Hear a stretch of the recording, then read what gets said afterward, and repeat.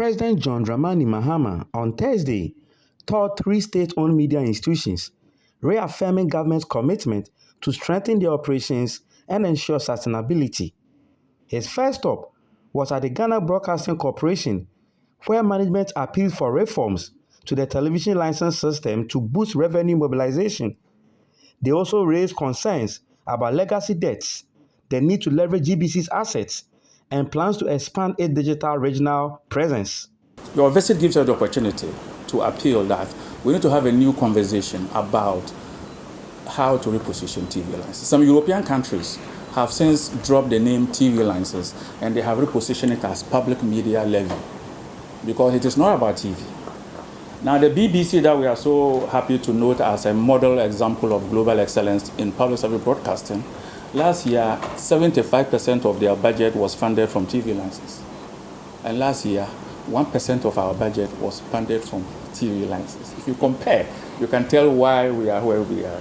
Your Excellency, we want to request humbly that in the discussion about TV licenses, the name we should look at the name. It's not about TV. It's about raising funds to ensure public service broadcasting. Is that like how we pay street light levy on our electricity bill, even though most of us don't have street lights in our neighborhood? President John Dramani Mahama assured management of government support to reposition GBC as a strong and competitive public broadcaster. I believe that you have the capacity and the assets to be able to modernize GBC. I mean, you sit on prime property in this city, and I believe that we can leverage some of those assets to create a more modern digital GBC that is more fit for purpose than in the past. At the Graphic Communications Group Limited, management requested assistance to retool its aging printing infrastructure, particularly a 15-year-old press, to improve efficiency and competitiveness.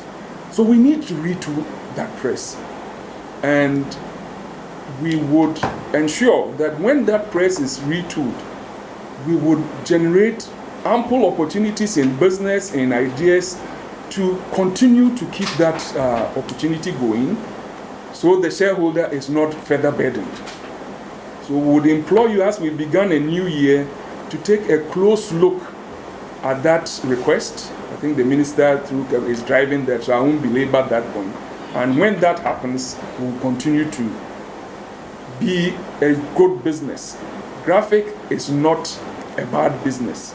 The president acknowledged the challenges and pledged to collaborate with management to modernize the company and safeguard its future. A lot of excitement and very cheerful smiles when I came to commission that new machine. It has served you well, and like you said, it still has many years to go.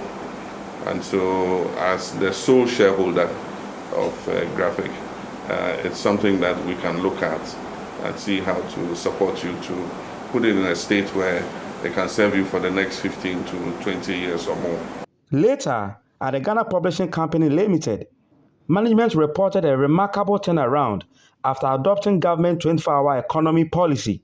The introduction of a two-shift round-clock production system has boosted efficiency, reduced turnaround times, increased revenue, and preserved about 100 jobs. And so we took a decision to take inspiration from the 24-hour economy. And I met management and gave them ultimatums that in 3 weeks, we're starting a night shift, which made it 2 shifts to be able to cut the numbers and make it useful. Otherwise, we were supposed to sack 100 people. Lo and behold, we did. And it is the best thing that, in my opinion, has happened to this company. President Mahama commended the management and board, noting that Ghana Publishing was no longer seeking a bailout. He encouraged the company to take advantage of incentives under the proposed 24-hour economy framework. I like the innovative thinking that you have brought into this establishment. Of course, the 24-hour economy initiative is one of the flagship economic policies of this government. I'm happy to note that the committee has finished considering it and is supposed to go onto the floor of Parliament to set up the 24-hour authority, which would then open the way for implementation and registration of all the businesses that will be involved in the 24-hour economy initiative. As part of the visit, the president inaugurated a new digital press center at the Ghana Publishing Company. The tour forms part of government's broader effort to revitalize state-owned media institutions and position them to better serve the public while operating sustainably.